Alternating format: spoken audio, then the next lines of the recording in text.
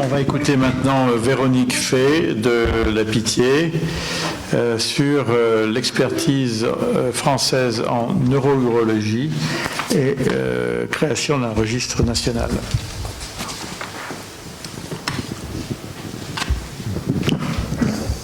Donc, Monsieur le Président, Mesdames et Messieurs, chers maîtres, très honorée d'être parmi vous aujourd'hui.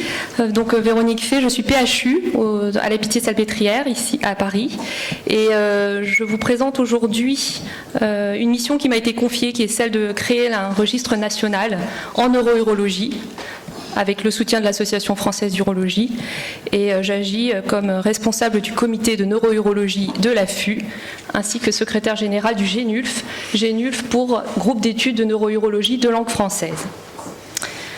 Donc il faut en avoir conscience, il y a une réelle expertise française en neurourologie. Pour ceux qui ne sont pas de la spécialité, on a, je peux le dire aujourd'hui, et ne rougissons pas, environ 10 ans d'avance sur la plupart des pays pour la réflexion en neurourologie. Et nous soufflons d'ailleurs 50 ans, nous fêtons les 50 ans du GENULF cette année, donc le groupe d'experts de neurourologie langue française. Alors cette expertise, elle est à plusieurs niveaux. C'est une expertise aussi bien sur les problèmes de concept, une expertise sur des techniques chirurgicales, sur des innovations technologiques et sur des pratiques. Concept, quelques exemples. La consultation multidisciplinaire en neurourologie entre un médecin rééducateur et un chirurgien urologue. Indispensable pour prendre des décisions difficiles, notamment s'il faut retirer la vessie et la reconstruire ou non, compte tenu du handicap moteur. Deuxième chose, je rends hommage à Paul Mitrofanoff qui a décrit ce procédé pour la dérivation urinaire continente de la vessie. On va le reprendre tout à l'heure et que l'on a retravaillé, réadapté pour nos patients handicapés. Troisièmement, la plastie vésicale de Chartier-Kessler pour traiter l'hyperactivité détrusorienne, neurogène, réfractaire. Et puis également le sphincter urinaire artificiel, notamment chez la femme. Pratique très franco-française, avec une grosse expérience de François Richard et de Pierre Costa. Et puis également la cystectomie bricaire chez les patients, en particulier sclérose en plaques, dont on veut qu'ils se débarrassent de la sonde urinaire à demeure afin d'être continents. Donc on va revenir sur plusieurs exemples, et puis je vais comme ça vous présenter l'aboutissement de la réflexion vers un registre national en neurourologie. Ici vous avez des recommandations internationales sur la prise en charge de la vessie neurologique.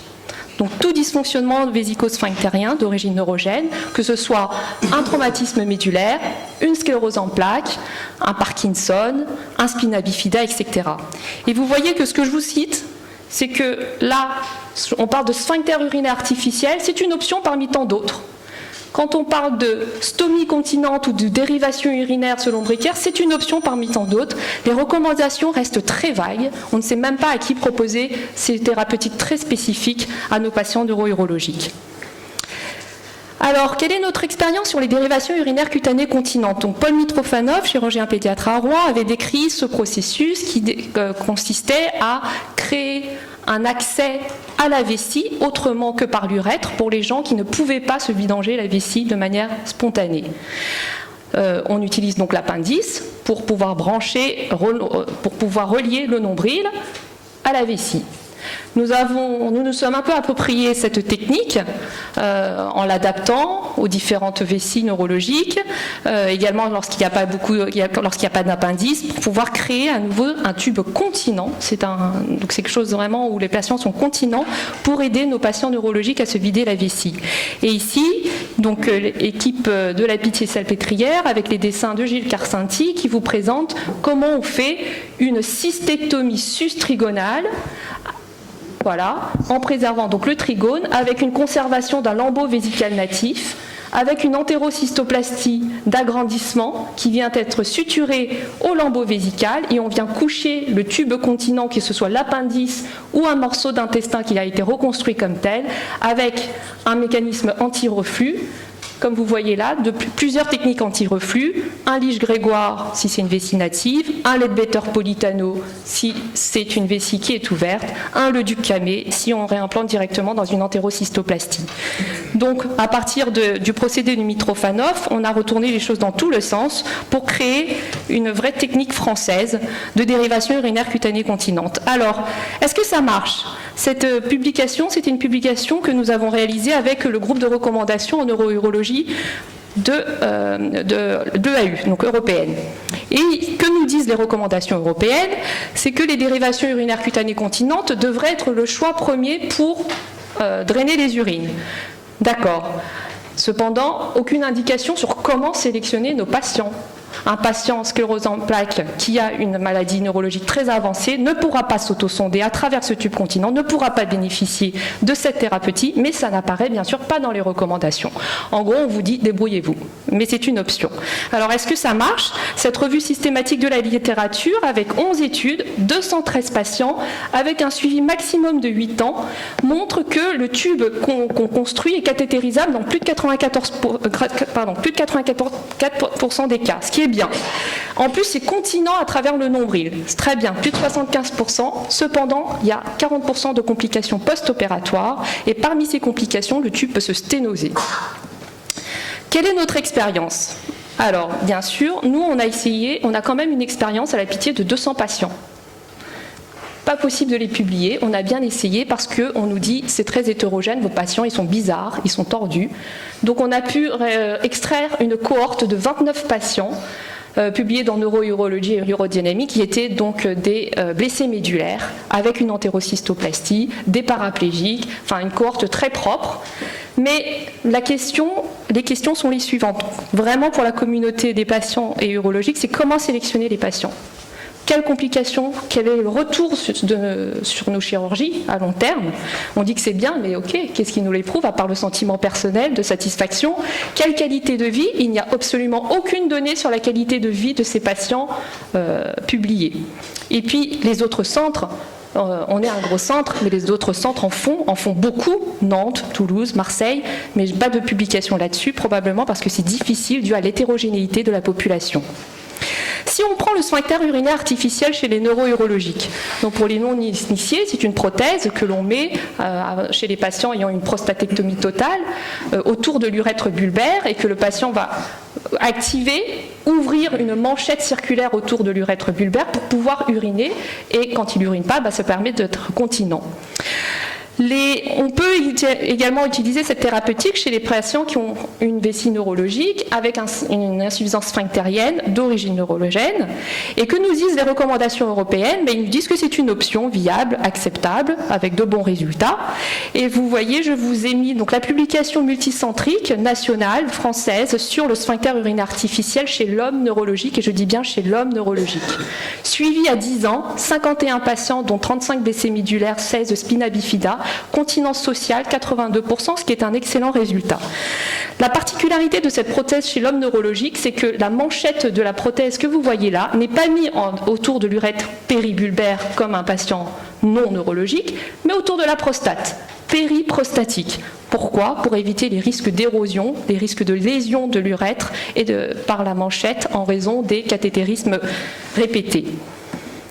Et puis, on a profité de cette technique pour d'une innovation technologique qui est le robot. Et puis maintenant, ces prothèses sont mises par voie robot assistée avec un bon résultat à court terme. Alors, quand on regarde les recommandations européennes, on voit que les sphincters urinaires artificiels chez les hommes neurourologiques sont recommandés. Mais qu'en est-il des femmes neurourologiques? Ils disent juste qu'il y a un intérêt croissant. Ça n'existe pas pour les Européens, le sphincter urinaire artificiel chez la femme. Et encore moins chez la femme neurologique. Et pourtant, on en fait tous les jours. Et tout le monde en fait tous les jours. Mais on n'arrive pas à faire passer cette pratique en dehors de la France. Donc, hommage donc à l'équipe de Nîmes, 344 patients femmes tout venant, dont 42 patientes neurologiques et avec des anomalies congénitales. Et puis notre expérience sur 400 patientes, 26 patientes neurologiques avec des sphincters urinaires artificiels posés et des bons résultats puisque la continence stricte, c'est-à-dire zéro protection, 71% avec un suivi de 7 ans. Troisième exemple, et ensuite on va passer au dur, c'est la dérivation urinaire non continente de type Bricker. Ça, c'est toutes les catastrophes de la sonde urinaire à demeure. Lithiase, destruction de verge, escarre périménéale avec fistule, cancer de vessie. Et c'est vrai que les urologues en France font tout ce qu'ils peuvent pour sevrer les patients de la sonde urinaire à demeure en raison de toutes ces conséquences. Alors qu'est-ce que l'on fait? On leur fait des briquaires. Cystectomie briquaire. Donc ça, c'était l'étude multicentrique française où on vous montre que les patients ayant une sclérose en plaques ont une diminution significative des infections urinaires symptomatiques et avec une satisfaction avant et après chirurgie qui augmente. C'est compliqué comme concept parce que les patients qui ont une sclérose en plaques n'ont pas forcément une menace sur le haut appareil urinaire due à leur vessie neurologique, mais ils ont un inconfort qui sont les fuites et toutes les catastrophes liées aux fuites et la sonde urinaire à demeure. Donc on fait une cystectomie, un briquaire pour un problème fonctionnel. Donc on ne retire pas une vessie carcinologique, donc c'est compliqué à faire passer ça dans les recommandations. Et je raconte souvent que j'avais assisté à une des consultations à Londres avec un neurologue, donc mon pendant neurologue mais qui fait aussi de la neurourologie, où on voyait une patiente sclérose en plaques en fauteuil roulant avec un cathéter suspubien. Le cathéter suspubien c'est pareil, c'est les mêmes catastrophes que la sonde urinaire à demeure, et qui venait pour son contrôle annuel et qui faisait des pyélonéphrite aiguë à répétition avec son cathéter suspubien et ses fuites par incontinence urinaire, par insuffisance sphinctérienne. Et à la fin, on lui dit au revoir madame, à demain, à l'année prochaine. Les pyélonéphrite dans la sclérose en plaques, c'est première cause d'hospitalisation, mortalité majeure, et pourtant, on les fait repartir avec leur cathéter suspubien et leurs infections. Et quand on se retourne, on dit alors docteur Fay, what are you going to do? Et ben je leur dis cystectomie briquaire. Et là, on me montre la porte en disant qu'on ne faisait pas ça en Angleterre. Alors, vous voyez bien que tous ces concepts, toutes ces pratiques, on aimerait qu'elles ne soient pas que franco-françaises, parce qu'on y croit et puis c'est tout, pas du tout, mais que ce soit ancré dans les recommandations, et pour ça, il faut avoir déjà un juste retour de nos pratiques pour pouvoir publier en multicentrique sur des cohortes plus importantes. Donc je vous présente donc le registre national de neurourologie. Il m'a été confié cette mission lors de mon mandat, n'est-ce pas? Et on a donc saisi une opportunité qui nous a été offerte par la Fédération des spécialités médicales pour créer ce premier registre national de neurourologie. Alors, c'est compliqué, hein, le registre, pour tous ceux qui l'ont fait, c'est très chronophage, c'est très complexe. Alors, quand on nous demande de créer un registre en neurourologie, c'est terrible parce que quand on suit un patient en neurourologie, on suit un patient qui a une maladie chronique. On le suit depuis qu'il est enfant, puis à l'adolescence, puis ensuite ils vont avoir des bébés, ils ont des désirs de fécondité, ils vieillissent, ils ont d'autres cancers, etc. Donc c'est un registre qui balaye toute la vie du patient avec toutes les comorbidités possibles, imaginables. Donc c'est compliqué. C'est pas comme un sphincter artificiel que l'on met et puis c'est tout. Non, non. Il faut tout regarder. Donc comment faire? On a créé un comité de pilotage de 4 urologues.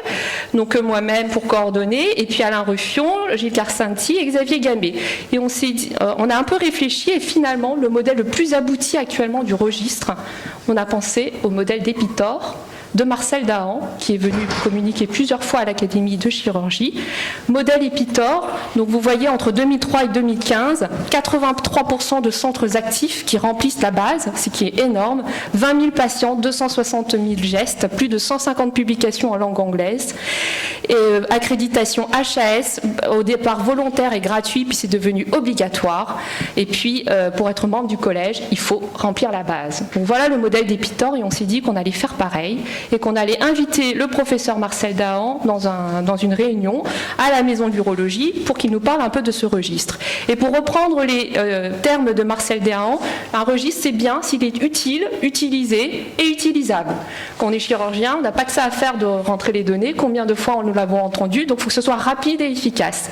Il faut qu'il y ait un retour à quoi ça sert de remplir des données si jamais on nous dit c'est bien, c'est pas bien, vous avez mal fait, etc. Et puis les données, il faut qu'elles soient cryptées et confidentielles lors des envois. Alors à quoi ça ressemble? C'est compliqué la neurourologie parce qu'on peut choisir de rentrer dans le registre soit par pathologie neurologique, soit par symptômes, soit par intervention chirurgicale, celle que je vous ai présentée, et en privilégiant les saisies à cocher. Donc voilà à quoi ça ressemble. Je vous montre un petit film. rapide. Donc on rentre le mot de passe, on rentre son centre tel que vous le voyez ici. Donc là, voilà, c'est moi, Véronique Fay, je sélectionne. Et puis la première page, donc c'est l'état civil du patient. Tout ça est bien sûr codé lors de l'envoi. Il y a une base locale et une base nationale. Et puis ensuite, on va pouvoir donc accéder à la consultation de neurourologie initiale. Et ben, quand on clique sur neurourologie initiale, vous allez voir apparaître différentes maladies, notamment donc 4 maladies principales pour nous. Là, je vous montre à quoi ça ressemble. Donc, 4 maladies principales pour nous, le blessé médulaire, la sclérose en plaques, le spina bifida et la maladie de Parkinson, pour commencer. Après, on pourra en mettre plein, mais pour commencer. Et donc, avec les différents symptômes, quand on clique sur lésion médulaire, va apparaître différents aspects de la lésion médulaire, si elle est d'origine traumatique ou pas, le niveau lésionnel, le fait qu'il y a des escarres, une spasticité. Voilà, vous pouvez également renseigner le type de lésion médulaire et ça va très vite en fait, parce que c'est ce que l'on recueille en consultation, donc au lieu juste de l'écrire, on va juste le cliquer, l'imprimer, le mettre dans le dossier. On va passer un petit peu parce que j'aimerais vous montrer juste ça c'est pour la sclérose en plaques. Alors ça c'est sympa ça pour la sclérose en plaques parce que voilà, quand on clique sur sclérose en plaques, ça va trop vite. Voilà. Il y a la date de diagnostic de la sclérose en plaques, la forme de la sclérose en plaques parce que c'est important pour nous de le savoir, l'évolution, et puis apparaît un score qui est très utilisé par les neurologues mais qu'on devrait connaître, c'est le score EDSS qui renseigne sur la capacité motrice, cérébelleuse, etc. L'urologue, tout le monde ne connaît pas le score EDSS, ça c'est sûr de base. Donc on peut cliquer sur score EDSS et ensuite va apparaître le score EDSS à cocher. Je ne sais pas pourquoi ça recommence. Ensuite, j'aimerais donc vous montrer juste autre chose donc sur la chirurgie. Donc, on peut renseigner les comorbidités et puis le geste opératoire. Dans le geste opératoire, différentes interventions sont listées. Ce qui nous intéresse, c'est vraiment la chirurgie de reconstruction, donc on a privilégié cela. Mais si on prend exemple de la dérivation urinaire cutanée continente dont je vous ai parlé, vous pouvez donc renseigner le préopératoire, l'intervention et le post-opératoire. Et à chaque fois que vous voyez le patient au cours du suivi, vous pouvez adresser une nouvelle fiche de suivi, les dates des dernières nouvelles, s'il est content, pas content. Donc pour l'intervention, vous pouvez renseigner l'anesthésie, le type, tous les détails de votre intervention chirurgicale, comme si c'était un compte-rendu opératoire, le type de tube que vous avez utilisé, le réservoir que vous avez utilisé, la voie d'abord, etc. Et ça va très vite. Ça va très vite. J'aimerais qu'il avance un peu, mais il n'avance plus. Bon, peu importe. Donc vous voyez. Et puis ensuite, en post-opératoire, on peut donner donc la date des dernières nouvelles. La date des dernières nouvelles, si le patient se sonde correctement ou pas, s'il est continent, s'il y a une reprise chirurgicale, et les classifications des complications post-opératoires se font de manière standardisée avec la classification de Clavien et d'Indo. Et quand on ne connaît pas la classification de Clavien et d'Indo, eh ben, il y a une petite fenêtre qui s'ouvre et qui vous dit comment on fait une classification de Clavien et d'Indo. Donc voilà, c'est vraiment assez complet. Alors l'utilisation du registre, c'est une production scientifique qui doit être conséquente quand on prend l'Epitor Epicard, mais pas que. Évaluer ses pratiques, introduire des scores de morbidité, savoir nous-mêmes quelle est notre mortalité de nous, chirurgiens personnels, du centre, le nombre de procédures annuelles. Et ça peut servir à la démographie. On peut tracer la carrière d'un chirurgien depuis sa prise de fonction jusqu'à sa retraite et anticiper les besoins en chirurgie. Ça va servir à labelliser les centres experts. Je pense que opérer un malade sclérose en plaques par an, on ne peut pas se le permettre. Donc labelliser, certifier. Et puis actuellement, vous voyez bien qu'il y a plein de polémiques sur les chirurgies de bandelettes, où l'HAS a décidé que pour pouvoir poser une bandelette, il faudrait en faire 20 par centre. C'est ridicule. Si c'est 20 bandelettes, si c'est 19 bandelettes très bien posées, avec des suites simples, et puis des patientes qui sont contentes, c'est mieux que 30 bandelettes posées n'importe comment avec des patientes qui ne sont pas contentes. Donc le registre registre va aider à évaluer ces pratiques avec une corrélation avec le PMSI, le SNIRAM, l'INSEE et le RPPS. Et puis nous sommes donc les jeunes chirurgiens, donc ça va également aider à la formation initiale, à avoir soi-même une courbe d'apprentissage et évaluer les capacités de formation des centres. Donc labelliser les centres experts, se faire l'interlocuteur privilégié des tutelles, rechercher et publier sur grande cohorte. Ce registre, il est en cours de production, donc il va être mis en route là, avec une charte d'utilisation, un comité d'éthique. Il faut trouver un nom chic, je n'ai pas encore trouvé, l'utiliser, migrer vers la version anglaise. Je remercie le professeur Daran et puis je remercie l'AFU pour nous avoir donné cette opportunité.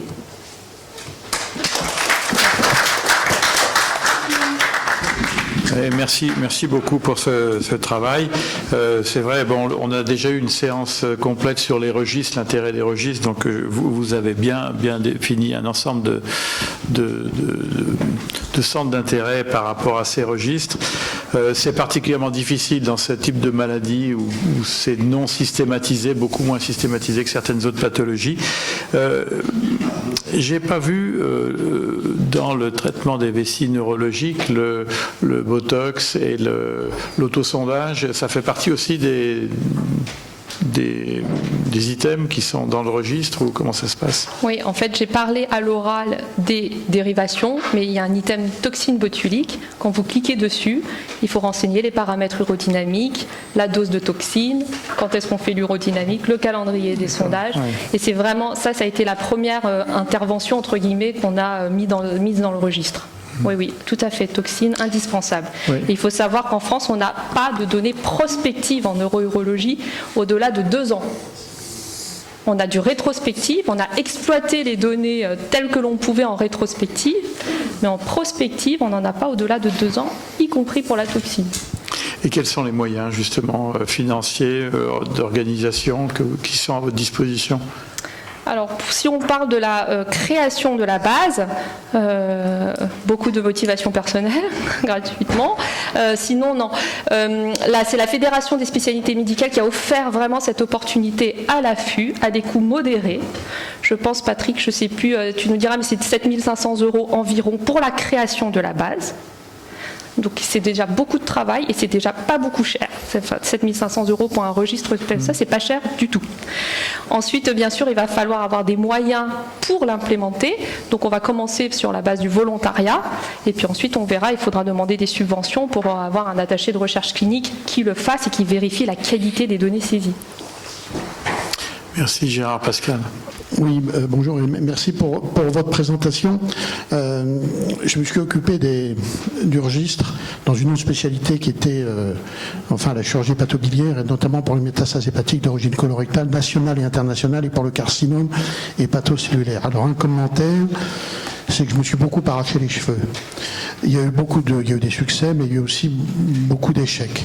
Tout d'abord, une question, c'est, il y a beaucoup de données, je voulais savoir quel était le temps de remplissage moyen que vous avez de ce registre fiche, malade par malade. Pourquoi je vous dis ça? Parce qu'il y a un corollaire, évidemment. C'est le taux de non-remplissage, le taux d'erreur et comment sont vérifiées les erreurs. Il y a des vérifications automatiques, etc. Je voulais savoir si vous aviez accès à ça. Alors en fait, la question de base, c'est est-ce que c'est vous-même qui remplissez ça en consultation? Et donc j'en reviens à la première question, parce que sur des consultations surchargées, ça n'a rien d'évident. Est-ce que vous avez affaire donc à des personnes qui s'occupent de ça, à des assistants de recherche clinique, des ARC ou à d'autres personnes? Et quels sont vos types de financement, ce qui rejoint un petit peu la question que vous posait Xavier Martin. Alors pour remplir ce registre, on n'est pas obligé de le remplir de A à Z parce que le patient que l'on voit pour première consultation, il ne va pas avoir la cystectomie bricaire dès la première consultation. Il va venir pour un symptôme. Il faudra juste rentrer déjà sa pathologie neurologique, son problème urinaire si c'est une incontinence, si c'est des impériosités, et puis ça va s'arrêter à là, donc c'est rapide. La prochaine fois que l'on verra, il y aura une échographie rénale, on aura les résultats, une clairance de la créatinine, on va faire l'urodynamique. L'urodynamique, c'est les paramètres, point. Ensuite, on peut ça, c'est si le patient, on le voit dès le départ. Maintenant, on peut attraper le patient en cours de route et il se présente déjà pour une cystectomie imbricaire et dans ce cas-là, on remplira la partie chirurgie au bloc opératoire. Ce qui est important, c'est que le patient il soit tagué. Donc il y a des tags pour qu'il y ait un mot-clé pour pouvoir le retrouver ensuite par la suite pour pouvoir exploiter ces données. Donc bien sûr, mon patient sclérose en plaques que j'ai opéré hier, je ne vais pas remplir de A à Z parce que les choses, j'espère bien qu'elles ont été faites progressivement ou alors par petits bouts par les différents interlocuteurs et ça va assez vite pour l'avoir testé sur une cystectomie imbricaire. C'est un compte-rendu opératoire quasiment et c'est moins long quasiment de le faire que de le dicter. Au départ, ça sera le médecin qui le fera en consultation. On est déjà tous informatisés en consultation où il faut taper, il faut sur Orbis, sur d'autres logiciels. On le fait déjà, mais là, c'est le faire sur une plateforme qui est différente pour pouvoir l'exploiter ensuite. Non, parce que je me permets de vous dire que la grande fragilité de ce remplissage des registres, c'est la grande mobilité qu'il y a dans les hôpitaux publics. Et donc c'est pour ça, c'était ma question, est-ce que, bon, vous-même, je suppose que quand vous suivez vos malades, je pense que ça ne doit poser aucun problème.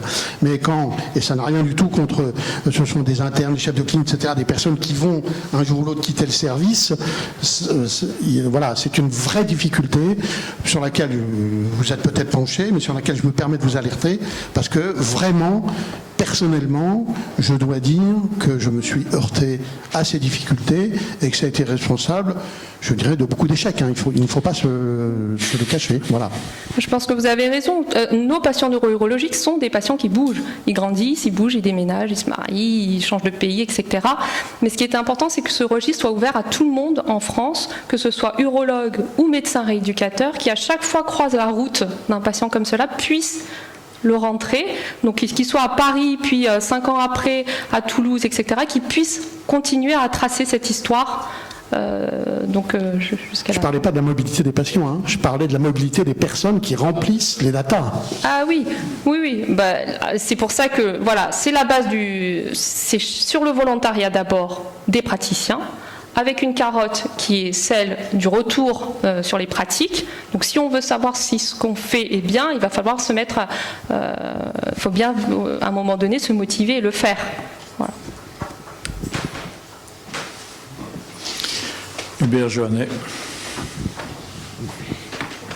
Oui, les registres ont clairement le vent en poupe. Et on avait effectivement organisé une journée sur ce sujet.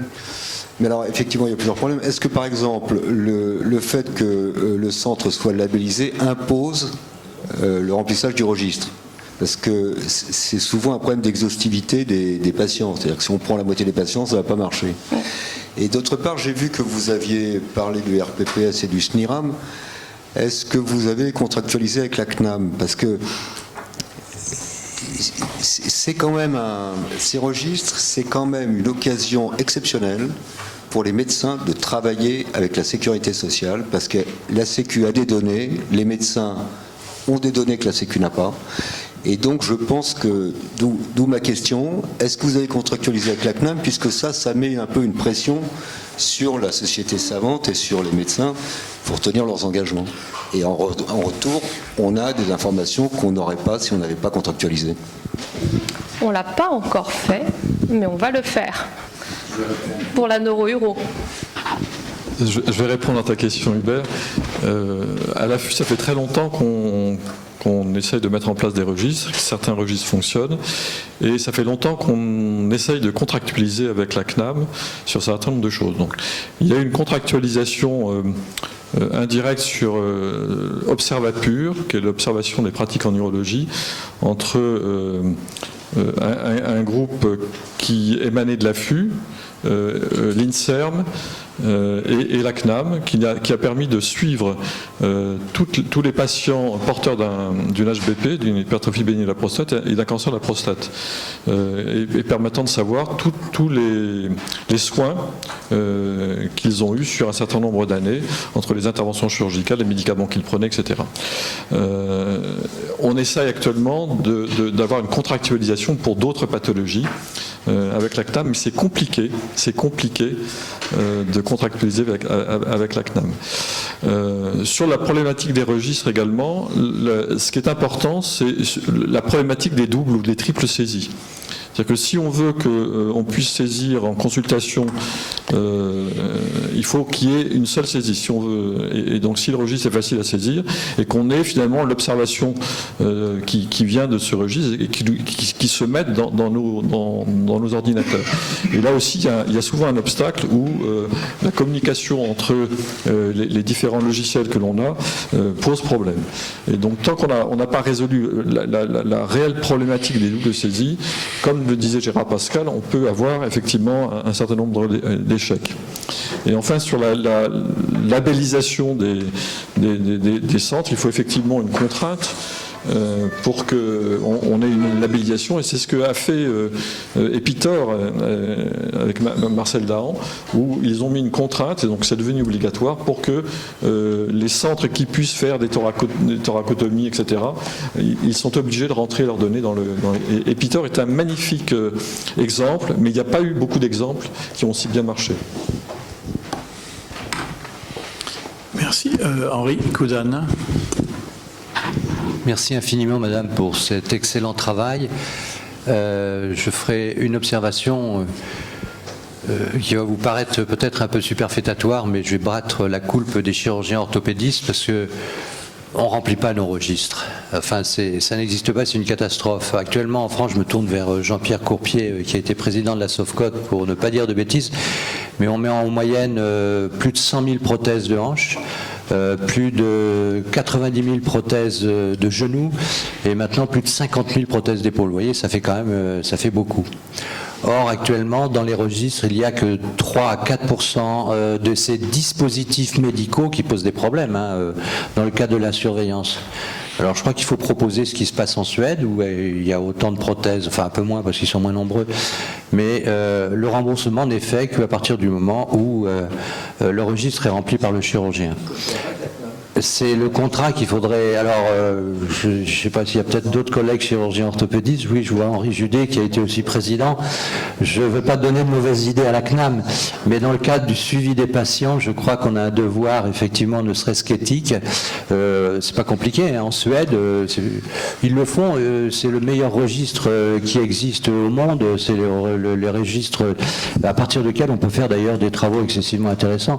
Alors, je ne veux vraiment pas donner des mauvaises idées à la CNAM, mais je pense que c'est le seul moyen. Vous remplissez pas le registre, vous n'êtes pas payé. Et là, voilà. Alors évidemment, j'en avais parlé, je me souviens une fois, il n'est pas là, Jacques Belghiti, on avait une réunion à la HASI où on s'était un peu alpagué à propos des registres pour les greffes hépatiques. Alors des greffes hépatiques en France, il y en a moins de 1000 par an probablement. Oh non, beaucoup moins. C'est ça, non? Bon, il y a un peu plus de 1000. Bon, alors on va dire 2000, voilà. Bon, c'est sûr que remplir pour 2000, c'est peut-être un petit peu plus simple que pour plus de 400 000, mais néanmoins, je pense que lors de cette réunion qu'on avait eue à la HAS, Jacques Belghiti avait raison. Il faut le faire. Et pour le contrat, pas de registre, pas payé. Voilà. Non, mais je pense que vos commentaires rejoignent ceux des collègues. C'est qu'on est, certes, dans le meilleur des mondes, c'est la base du volontariat pour commencer, mais on est obligé de mettre des contraintes pour que ce soit fait. Donc ça sera contrainte.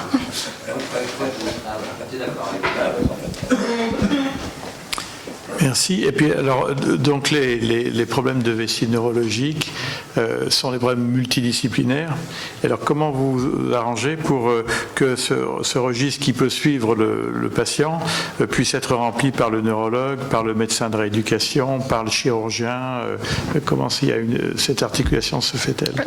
Donc, tous les gens qui souhaitent qui interviennent dans le parcours du patient peuvent demander l'accès au registre. Et ils ont un code pour ça, un code centre et un code praticien. Donc la consultation, elle est multidisciplinaire avec différents acteurs, mais nous également, on se déplace dans les centres pour réaliser ces consultations. Donc moi, je me déplace à Garches, à Trousseau, etc. Donc il faut que j'ai accès à cette base partout où je vais, et ça c'est possible. La FSM nous dit bien que c'est possible, et Epitor est l'exemple que c'est possible. Merci beaucoup. Est-ce qu'il y a d'autres réflexions particulières? Vous voyez, ce sujet est vraiment, suscite beaucoup de questions parce que je pense qu'il est d'un grand intérêt, mais difficile à mettre en place et difficile à observer. Merci. Bien, donc j'appelle